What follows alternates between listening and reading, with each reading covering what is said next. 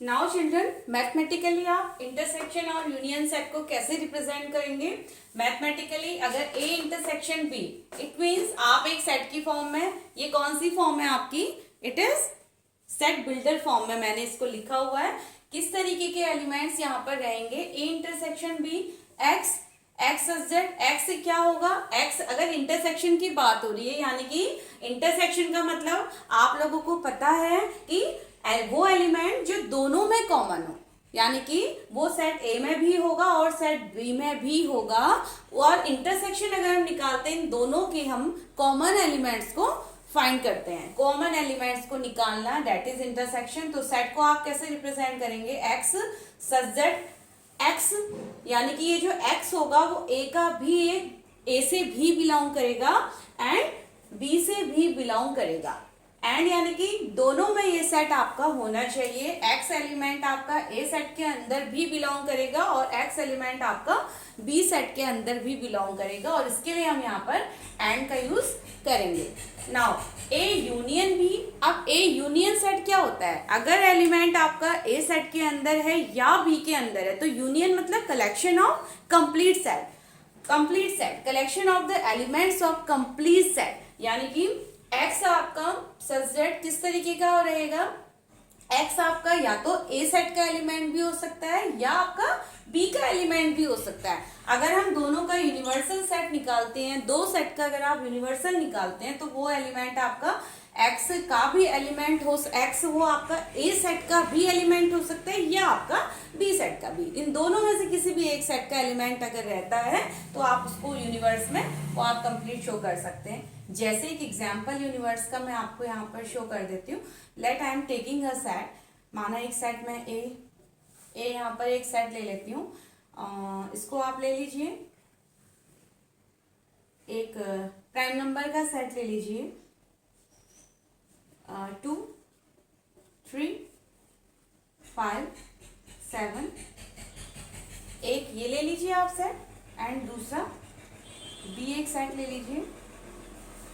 इसमें 2 को कॉमन रखते हैं, 2 9 11 30, इस तरीके से आप प्राइम नंबर्स के सेट ले लीजिए।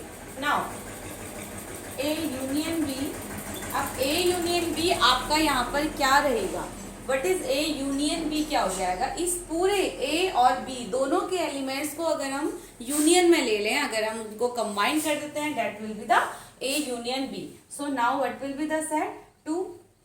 अब देखिए हम सेट को अगर एलिमेंट रिपीट होता है तो उसको हम ओनली सिंगल टाइम लिखते हैं, देन 2, उसके बाद 3 5 7 9 11 and 13. So this is the universal set of A and B. तो आई होप आपको ये चीज क्लियर हुई है, मैथमेटिकली कैसे आप रिप्रेजेंट करते हो इस सेट को, मैथमेटिकली इंटरसेक्शन और यूनियन का क्या मीनिंग रहेगा, और एग्जाम्पल से आपको समझ में आया। नाउ वेन डायग्राम्स में आपको इसको थोड़ा सा वेन डायग्राम को मैं यहाँ पर आपको एक्सप्लेन करूंगी। सबसे पहले वेन डायग्राम में अगर हम किसी भी ए यूनियन बी किसी सेट को अगर हम लेते हैं, पहले आप यूनियन के लिए वेन डायग्राम को थोड़ा सा समझ लीजिए। यूनियन के लिए आप इस तरीके से रेक्टेंगल बॉक्स बनाते हैं। अगर इसमें आप ए और बी आपने 2 सेट ले लिए, लेट फर्स्ट सर्किल आपका ए सेट को रिप्रेजेंट करता है एंड सेकंड सर्किल आपका बी सेट को रिप्रेजेंट करता है। तो कॉमन पार्ट आपकी क्या होगा, अब आप ये देखिए यूनियन सेट को हम हमेशा इस रेक्टेंगल में शो करते हैं, यानी कि इस वेन डायग्राम के अंदर जितना भी एलिमेंट्स आया है, जो भी सेट आए हैं, वो सारे इस यूनिवर्सल सेट का ही पार्ट रहता है। Universal set is a biggest set, सबसे बड़ा सेट, तो इसको हम रेक्टेंगल के अंदर इस तरीके से रिप्रेजेंट करते हैं। नाउ अगर हम यहाँ पर कुछ एलिमेंट ले लेते हैं, माना सेट ए के अंदर 2 3 4 सेट है, इसके अंदर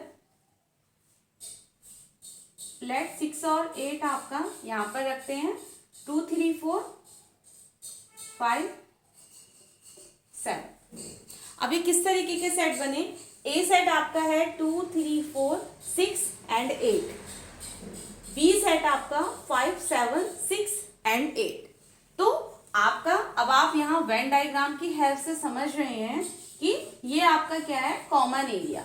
दोनों सर्कल्स के बीच का जो पार्ट है दैट इज कॉमन एरिया, और इस कॉमन एरिया को यानी कि ये 6 और 8 कॉमन एलिमेंट्स हैं जो हमारे सेट ए के भी हैं, सेट बी के भी हैं। So how we will represent A intersection B, यानी कि ये जो पार्ट है 6 और 8 आपके ए इंटरसेक्शन बी के पार्ट है।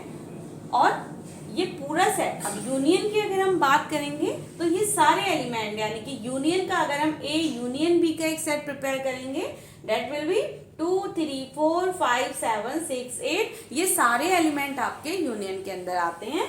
तो ये आपका वेन डायग्राम की हेल्प से इसको हम इस तरीके से रिप्रेजेंट करते हैं चिल्ड्रन। नाउ वेन डायग्राम क्या था, ये आपका आइलर का वेन डायग्राम है। आइलर और वेन दोनों एक मैथमेटिशियंस थे, हालांकि बुक में हमें वेन डायग्राम के नाम से दिया जाता है, बट आइलर का भी यहाँ पर योगदान रहा है वेन डायग्राम को रिप्रेजेंट करने के लिए। आइलर और वेन दोनों एक मैथमेटिशियंस थे, तो इसको कभी हम कुछ बुक्स में आपको आइलर वेन डायग्राम भी देखने को मिलता है। So this is the Venn diagram. Now we will move towards next topic.